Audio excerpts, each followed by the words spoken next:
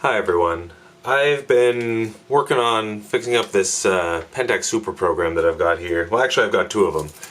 Got a pair of them from a buddy who was looking to get rid of some film bodies, and so I'm working on cleaning them up, and I realized there's no videos online on how to remove the top cover of the Super Programs. The service manual talks about all the innards and everything, but removing the top cap is a little bit different than it is from the ME Supers, the MEs, MXs, and all those. So I figured I'd just make a really quick tutorial on how to do that. This copy of the Super Program is missing this little black cap that is present on this one, but this is really just adhered in place and comes right off. So there's really nothing to it there. That's on the winding lever, but missing here. So we're just going to start off real easy. Of course, with all the winding levers, it's always a left-handed thread. So just going to turn to the right.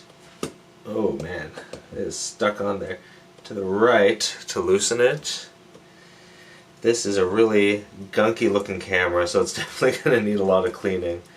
But there's that, and then the winding lever comes off with it. So we've got those two parts.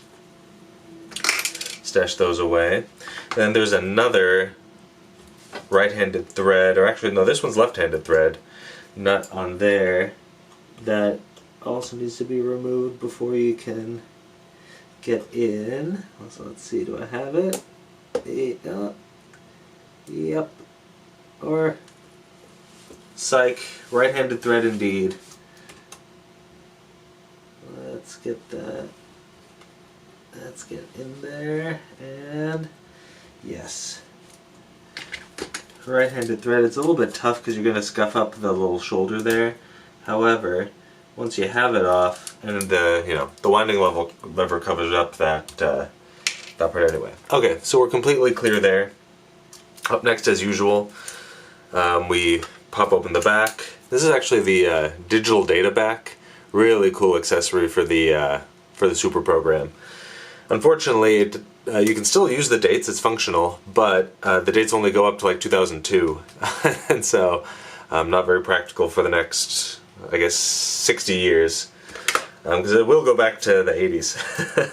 Alright, so now we're going to, as usual, remove the rewind knob. That's just a simple removal right there. Pop that out. And then, let's see, how close are we here? Right up there. So underneath the rewind knob, there is one more nut that needs to come off. There are two screws here, but that holds this entire exposure compensation and ISO fixture together. So we only need to remove that little nut again with our spanner. Let me regain focus down here. There we go. All right, so back in here with our spanner. Let's get this in there. Alright, and of course a normal right hand thread, so it will come out just like normal with a little bit of resistance. Loosen it there, and then I just like to use a skewer because it sometimes is a little more agile to get these guys off. Alright, so with that, both of these are off. I of course always set the ISO to like 100 or whatever I can remember, and exposure compensation to 1x. So there's our two pieces that came off there, which reveals one of the screws up here that you need to take out in order to remove the top. But first, and this is where stuff starts deviating from the ME Supers, on the ME Supers and the rest of that line of camera, you don't have to remove the shutter selector or the mode selector. I'm going to set it into auto right now, but there is in fact here, let's focus on that and get some light on this. Let's see, there are a couple grooves here, so there is a little kind of a nut right around this chromed piece that needs to come out, and then this entire shutter release knob will come off. So we'll get that. Am I in focus? There we go.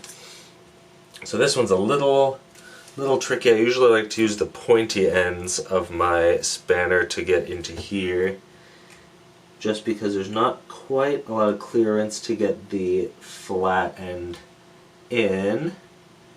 Oops. even though the gaps in this nut are definitely well suited for the flat type spanner. But here we go. Easy, easy, easy. Alright, and then there comes off the whole thing. And one thing to be very, very careful of, and looks like it already came out, directly underneath this, which locks the knob into auto mode, is one of those little ball bearings. I do see it right here. Let me grab some forceps. Okay, and let me bring this close so y'all can see it. Let's see.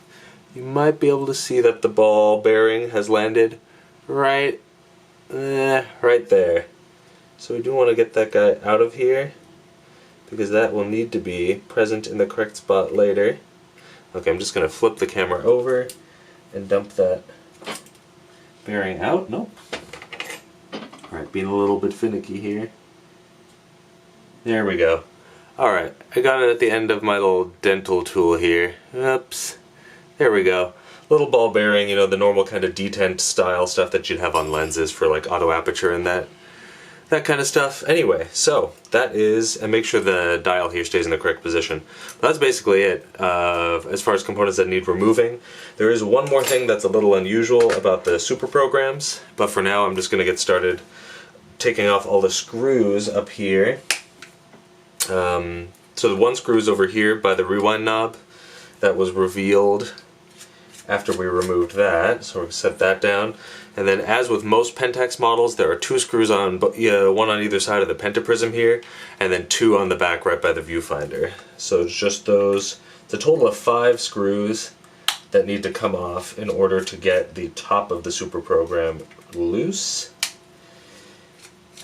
So that's the 2 in the back, and then 1 on one side, and oh, this one's already a little bit loose. And 1 on the other side.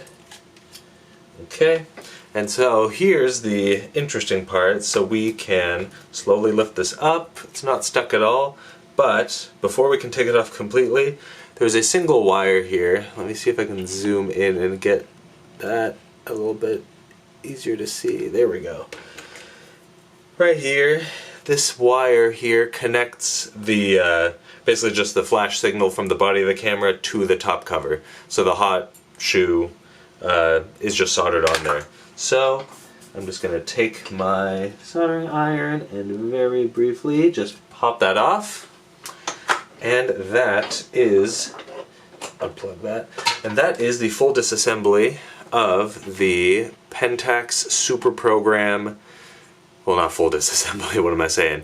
This is how you remove the top of it. So there's a couple extra little things, including that soldered wire, but once you have that off, then you are in the camera, and then, I don't know, these things are pretty fancy, a lot of features, but also a little more complicated. I mean, the guts overall are the same as your ME Supers. It's just a lot more wiring, and a lot of stuff needs to be unsoldered to get in here. This camera in particular works really well in manual mode, but it seems to not do auto mode incredibly well. So I'm just opening it up to see if there's anything in there that looks suspect, but so far, no blaring issues. But I'll dig in here at another time and address those. But for now, that is all I wanted to show today. Basically how to get that top cover off of a Pentax Super Program.